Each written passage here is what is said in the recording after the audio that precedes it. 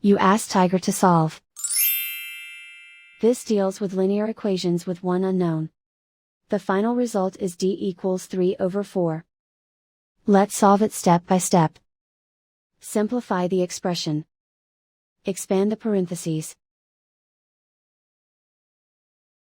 Multiply the coefficients. Simplify the arithmetic.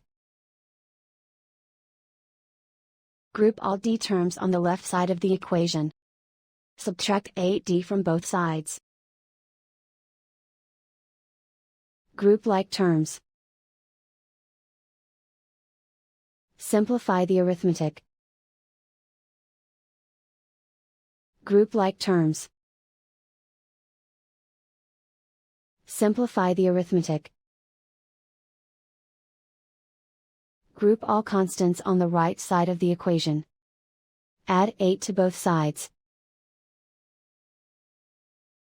Simplify the arithmetic.